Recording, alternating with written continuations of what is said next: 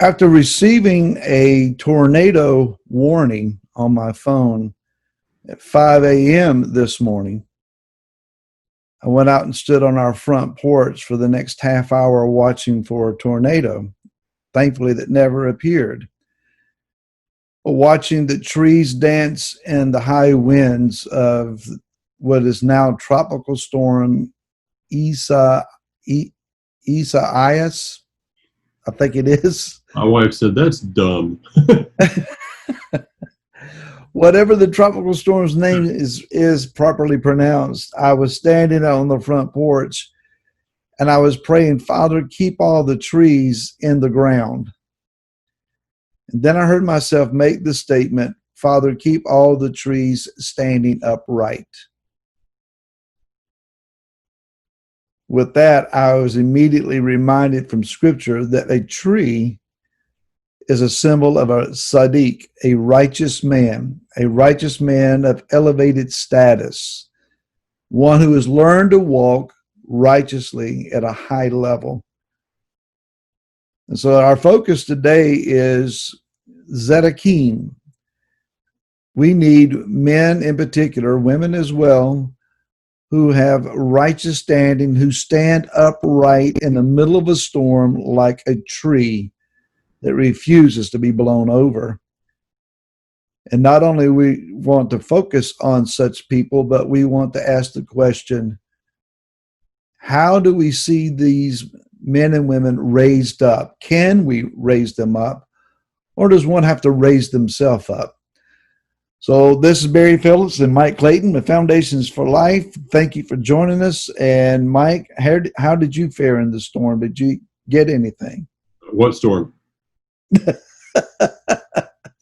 Bless you. We're on the other side of those mountains. That didn't affect us. We got a little bit of rain yesterday, but it wasn't. It was really nothing. So, I don't. There's a few things that in North Carolina that I don't miss. Let's see: hurricanes, tornadoes, earthquakes, massive amount of bugs, crazy heat. Yeah, just a couple things that I really like about this place. I don't miss. Not being around that stuff. So. Well, I got all of that. Yeah, I know. Well, we've had some small earthquakes, very, very minor, 2 point something other, but that's not an earthquake. That's not even close. That's just a rumble in the ground. Yeah, when you stand in a 6.5 in Alaska, yeah, that's an earthquake.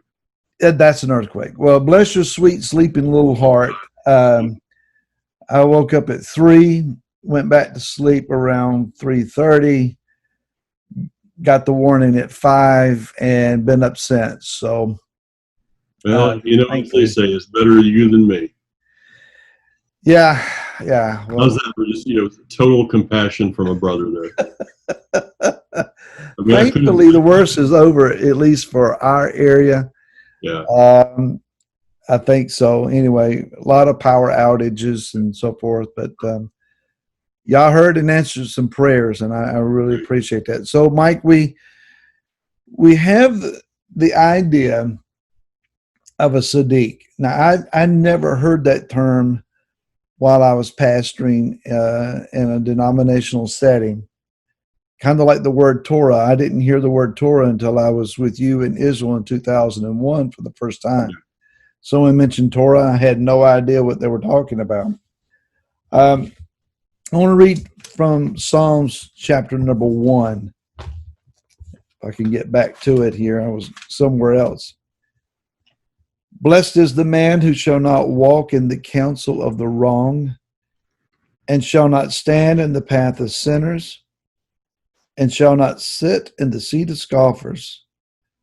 But his delight is in the Torah of Yahweh, and he meditates in his Torah day and night. For he shall be as a tree planted by the rivers of water that yields its fruit in its season, and its leaf does not wither, and whatever he does prospers. That is a great description, in my estimation, of a Sadiq. What does it matter where our level of righteousness is? If we keep our nose clean and try to stay out of spiritual trouble, is that not enough? If we smile at somebody in Walmart instead of fussing at them, is that enough? If we love our wives and our children, or our husbands and children, as the case may be, if we pray some and study some and give some and love some, is that, I mean, what else could be expected of us? But then I think of the story of Abraham and how many occasions crisis stood in his face, one instance after the other. If it wasn't a famine in the land, dealing with not only a foreign official, but foreign kings, at least on two occasions. Well, actually, another occasion when his nephew Lot was taken, when the visitor shows up, Yud-Heh-Vav-Heh, at his front door and tells him he's ready to destroy the cities of the plain. Lot is oblivious to what's about to happen, and he's supposed to be a Sadiq himself. But the great Sadiq of Abraham intercedes for the city, and if Yah had found 10 Sadiqs, Sadiqim rather, in those cities, he, as bad and as evil as those places were, due to Abraham's intercession, if Yah had found 10 Zedekim in those cities, he would have left the cities alone and not judged them, believing, as Abraham did, that 10 righteous men would have enough influence to bring redemption and a change in those cities. What can 10 righteous people do in a community? Surely our congregations have 10 righteous people in them. Are we impacting our community yet? This is what the whole thing of Judaism of having a minyan together is. Sure. That you have to have 10 righteous ones. I guess the question has to be raised here, Barry. How do we? What are we basing the word tzaddikim on? A tzaddik. It's like a the word tree. So everything to quote Brad Scott. Well, I can't hardly believe we say a blessed memory there, but to quote Brad, that everything in the creation teaches us, and so the natural teaches us about the spiritual. When it comes to a tree, is the tree the fruit? Is the tree the leaves? Or is the tree the core? The core being of the tree then produces the leaves. The core being of the tree produces the fruit for the tree. So if you have a tree whose core is corrupt, you may have a year or two that it's able to produce some leaves. It may produce some fruit, maybe not as good as it was at one time. But if you have bugs that are getting in there, if you have rot, what do they attack the core of the tree.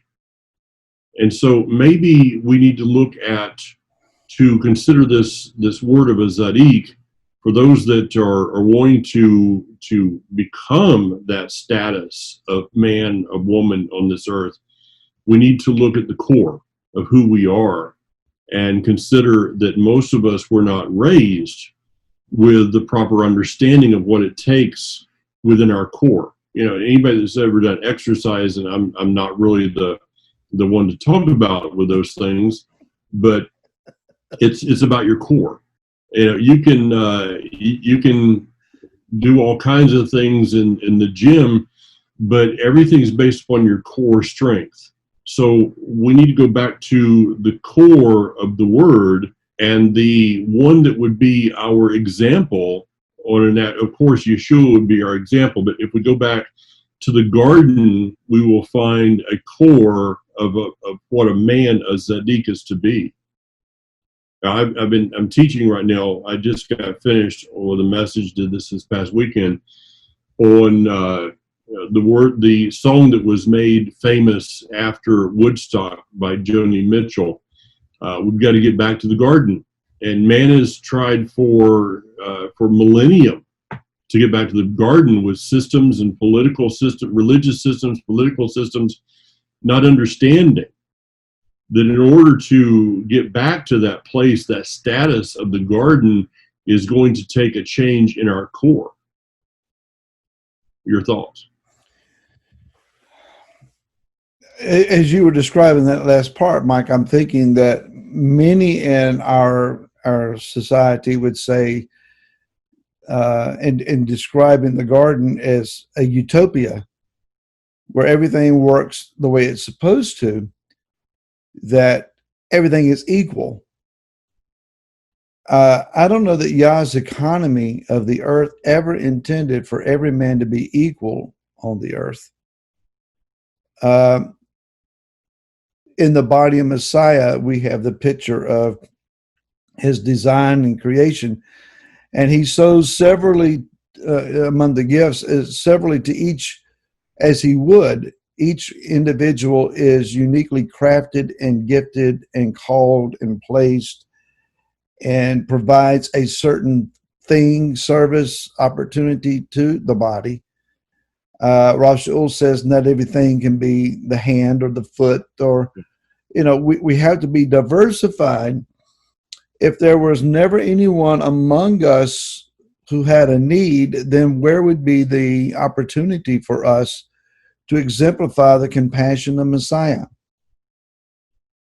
So people having crisis, people having situations that develop negatively are opportunities for us to function together the way we're supposed to.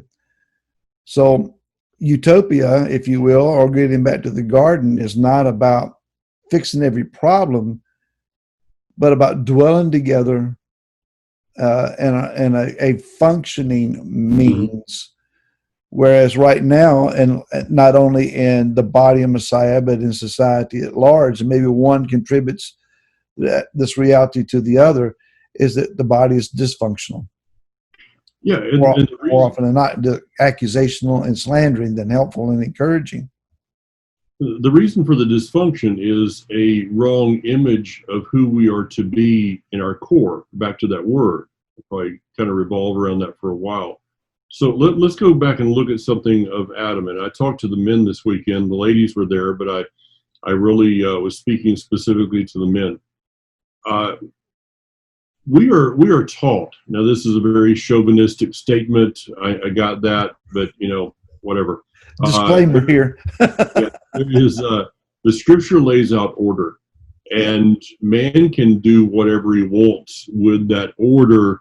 It does not change the original design. Give an example of this that I remember. You remember it wasn't that long ago that we had two boxes: male, female.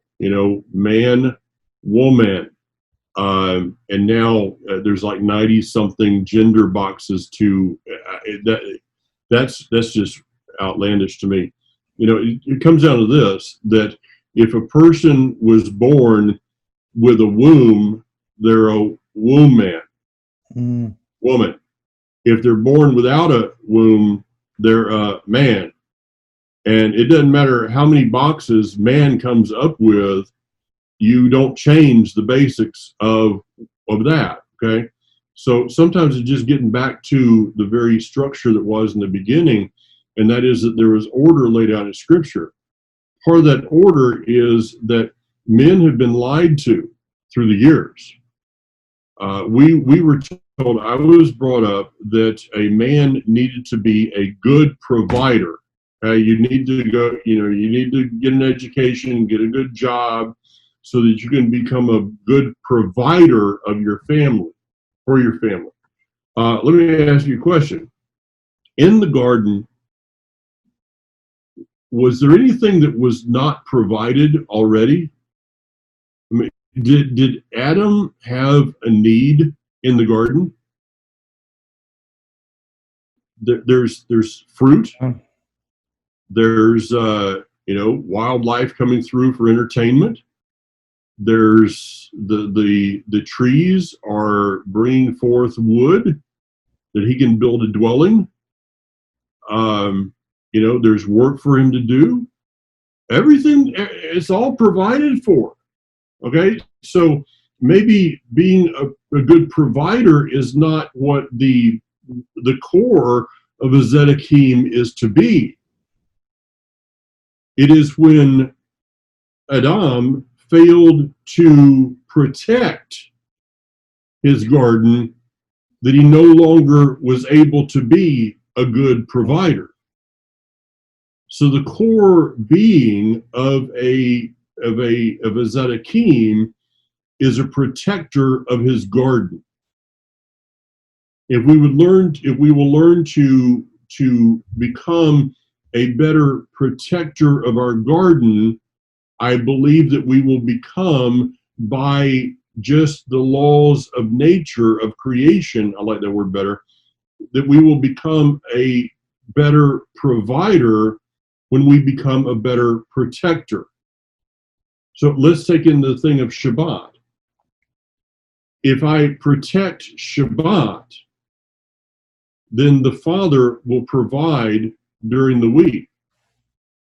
If I protect that which is important to him, then the outgrowth of that will naturally be provision at other times. Okay. So I agree 100% with your idea of being a protector. I think another key role of one who is a Sadiq is to be an influencer. The Torah firmly instructs us as parents to influence our home, to influence our children and our children's children by teaching them the Torah, talking about it on a consistent and constant basis. It doesn't mean that you quote the verses over and again. That doesn't hurt. Practical application, real life scenarios, the principles of the Torah being applied, demonstrated. When for me, it's when my grandchildren say, Grandpa, Papa, when you, why did you do it that way? Why did you say that to that person, etc.? I need to be able to tell them, well, the Torah says, and they understand that life, it's living, it's day-to-day routines, it's practical functions come based on the Torah. I was listening to Rabbi Chaim Richman talk about the upcoming Torah portion, Ekev, and he mentioned twice in Devarim chapter 8 and again in chapter 11. He noted that it says to do all the Torah, all of it. And he went on to describe the influence of those who do all the Torah, what the end result is. If we all did the Torah and did all of it, there would be this garden-esque result in the earth. It would bring peace. It would bring harmony. It would bring healing. It would bring restoration. There's so much that can take place. But the core is extremely important. How many times have we seen a tree cut down and you get it down and you realize, wow, there's a large section in the middle that was actually hollow or rotted out. Or you see a large oak and it's been felled by a wind. You think, how could a tree that big fall over? Well, then you realize, well, the middle of it wasn't solid, or its root system was compromised. Now, the danger of the storm that's just passed through is that we had some other storms, smaller storms, that were, as the storm came up from the south, it was pushing other smaller storm systems that were in the area pushed them through. So yesterday, for about 20 minutes, it was Noah's Ark type flooding. I mean, it was just. I think I was out in the truck and talking to you on the phone, driving down the road, and it was just it just unleashed on us. We've had enough rain recently that the ground's already pretty well wet. When that which you're planted in no longer provides a firm foundation for you, your root will become compromised.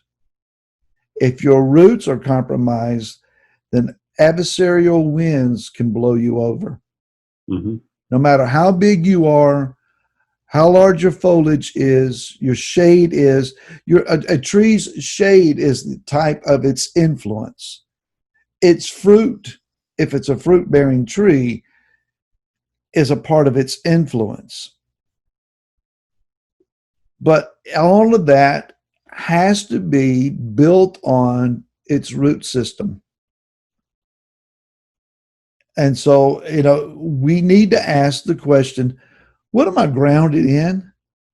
And I asked this at House of David 3 weeks ago. I mentioned that you need to know what your core values are. Now, someone addressed this to me years ago, and I was shocked when they said, you won't list 10 or 15 or 20, you'll list 3, maybe 4. What are those absolutes, never going to change values that you base your life on? And our typical response is to start quoting scripture. Yeah. Without getting religious, without going as well, God so loved the world.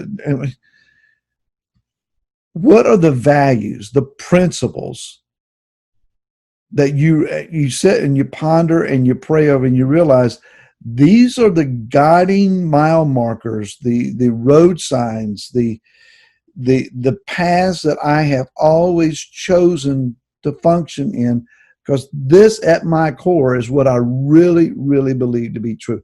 That's where your roots are. Mm-hmm.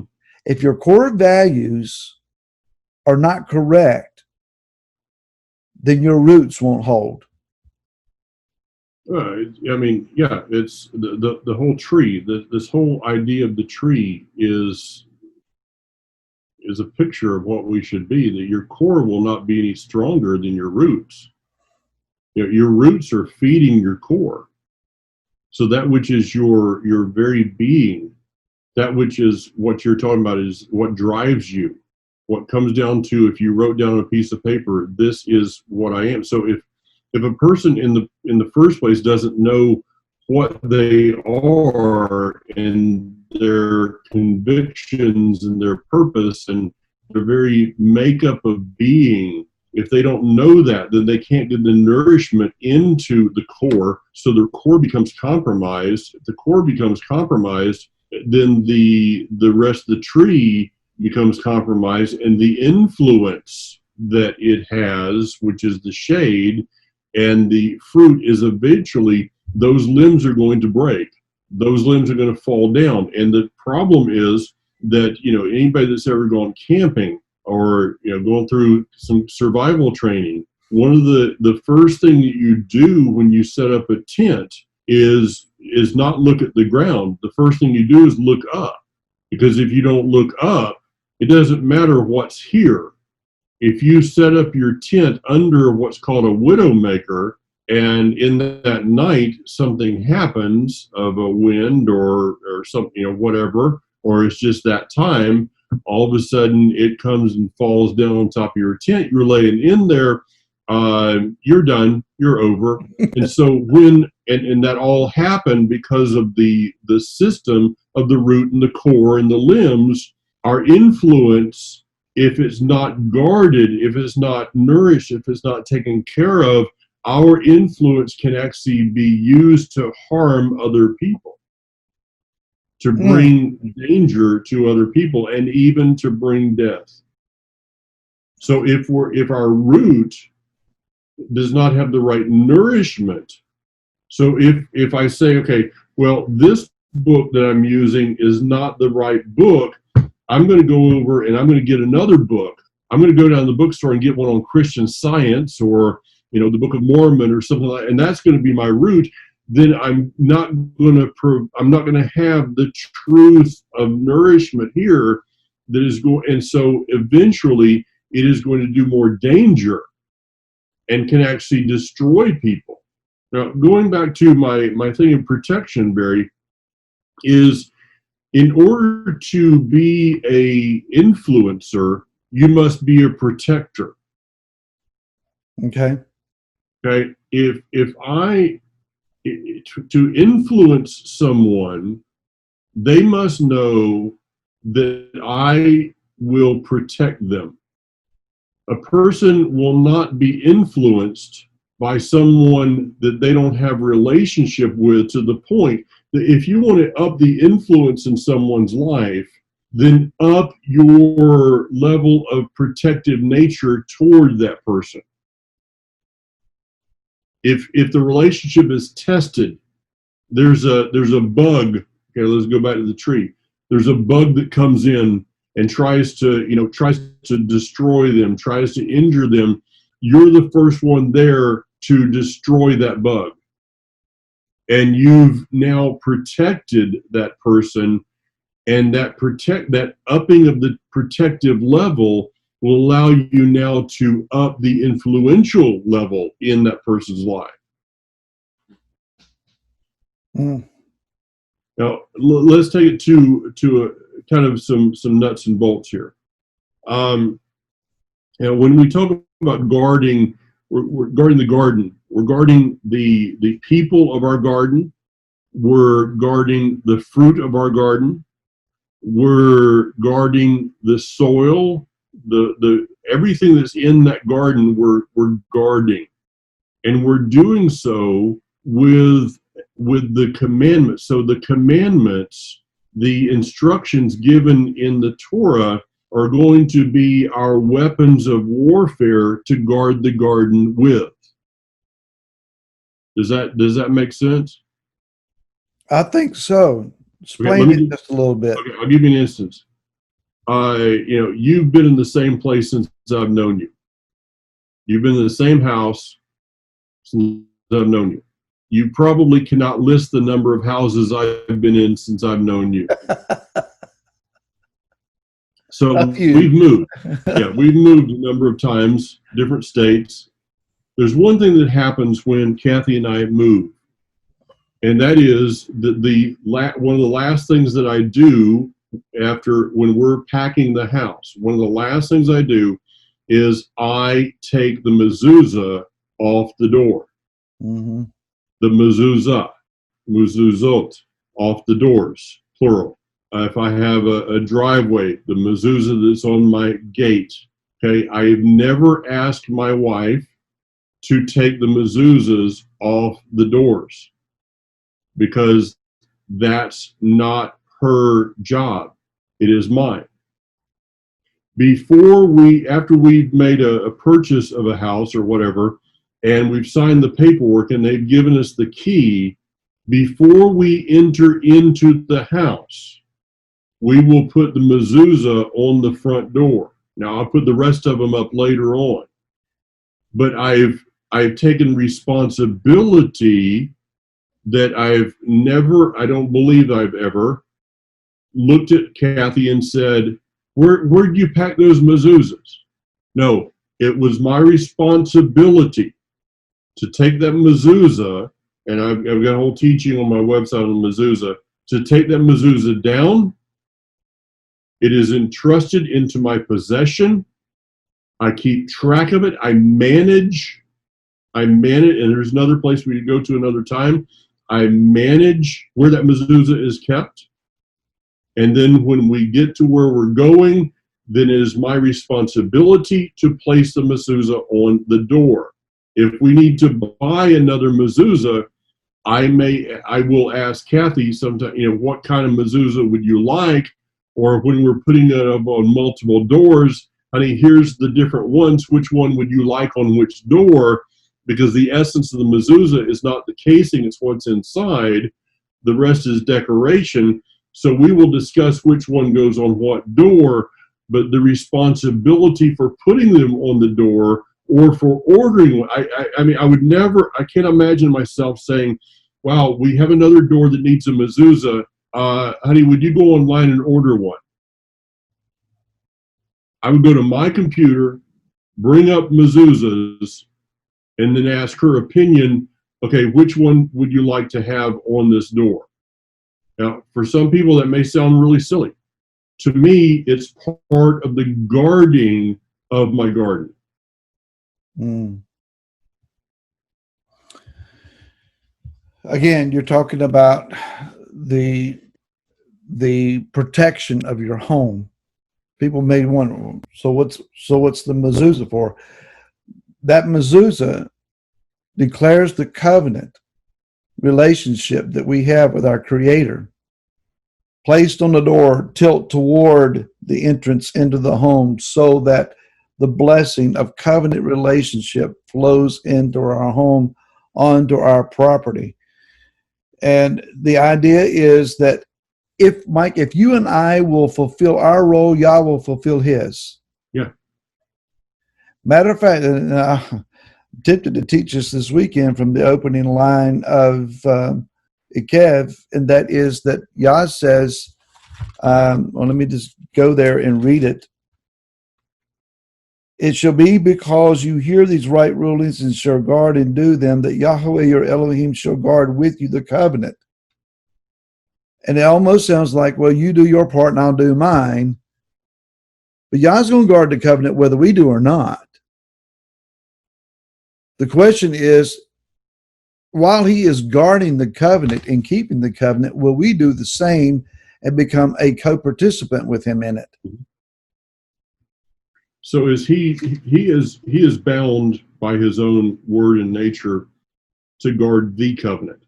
The covenant, yes. Okay, but our part of being involved in that covenant is our responsibility to guard. It is. And we're running out of time here. We got just about 5-10 minutes at the most, but I want to go to this point. We can never have enough of Zedekim. Yah wants all of us to be righteous. When Yeshua brought the man was brought to him that was blind, on one instance, he led this blind man out of the city, and then he put his hand on him, asked him, so what do you see? I see all men walking as trees. Everyone is righteous. If you think about it, a blind man only understands what he hears. And from what he had heard, everyone seemed to be righteous, but he couldn't see their walk. So when he saw men, everybody's righteous. Yeshua touched him a second time. Mm-hmm. And it says he saw all things clearly. And then what I find interesting is that Yeshua says, don't go back into that city. Mm-hmm. Where men call themselves righteous, but they don't walk righteously. How do we raise up, or can we even raise up righteous men? How do we see Zedekim increase on the earth? Is it simply walk in my shadow, under my shade, come sit under the shade of my tree and learn from me? Is it a role that you only achieve by a calling to do so? I don't think we should shame men. All you men ought to be righteous. All of you men, no, that's not the right way to get a man to do something other. No. So how do we raise up, or how do we see an increase of Zedekim in the earth? I think it goes back to something that I've taught late last year. The purpose of a seed. And most was, the purpose of the seed is fruit. That's really not true. The purpose of a seed is a seed. The fruit is what you enjoy between seed becoming seed. That's the simplest form of how creation works right there that you can get. So in order for someone to bring forth seed for seed, they have to ingest seed. So it's not about someone sitting under your tree of influence, your shade. Maybe this, well, we could go a long ways with this one. There are many people who will sit under your shade and even enjoy your fruit, but never partake of your seed. And therefore will go off, and though they are satisfied in themselves, they have experienced some cool, they've experienced some nourishment, but they will never produce more fruit. It was all about them. There will be others that as they're enjoying the cool of your influence, your shade of influence, as they're enjoying the fruit of that you have produced, they will then ingest the seed that is there. And that seed will produce the Zedekim within themselves. So a Zedekim is to produce fruit for seed, which is given to other Zedekim that will grow into being their own tree. Yeshua said, those who hear these words of mine and who does them. And do them. As contrasted with those who hear my words. It's both two different classes of individuals. Heard the word, one did it, one did not. Yeah. One was able to endure a storm and stood. The other was washed away. Yep. That's it. Well, I think we may have scratched the surface. Just barely. Just barely. All right. And pray with us, folks, that the Father will raise up mighty men and women, teens, and even children, that out of the mouths of children that wisdom would be heard. Raise people up to walk powerfully in this day. Oh, yeah. I just had a thought there. I'll finish with this one. When you come to the end of the light of your life, will you leave behind a forest or a desert?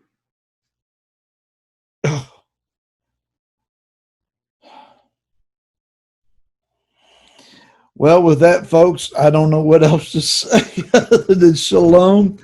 All right. Thank you for joining us, and we'll see you again next week. Shalom, everyone.